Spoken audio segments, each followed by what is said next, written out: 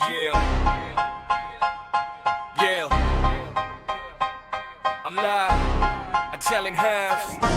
Looking at the past through a distorted kind of lens. Sitting in the classroom, never having any friends. Getting picked apart by the bullies in the hall.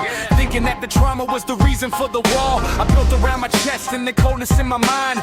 Leaving all the empathy and sympathy behind. Blaming all the kids for the person I became. Pointing every finger and distributing the blame. I thought that isolation was a product of the hate, and the cruelty of children had determined my fate. But the memory is tricky when you look a little deep. When you wake up all the ghosts that are trying to go to sleep. I was looking at the trauma like a victim in the play, but the truth is a little more complicated today. You grow a little older and the angle starts to shift. Looking at my actions and observing every rift.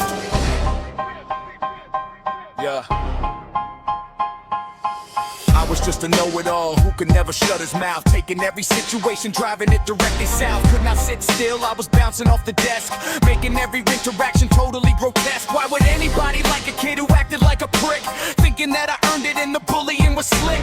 Telling my reflection that I brought it on myself. Putting all the victimhood directly on the shelf. I decided I deserved every single name they threw, because I was an asshole and I never took a cue. But you grow a little more and the vision gets clear. Looking at the 90s and the atmosphere of fear. There was zero understanding for a different kind of brain. They just looked at the behavior and they labeled it insane. It is a heavy realization when the pieces start to fit, and you look at your own history and finally commit.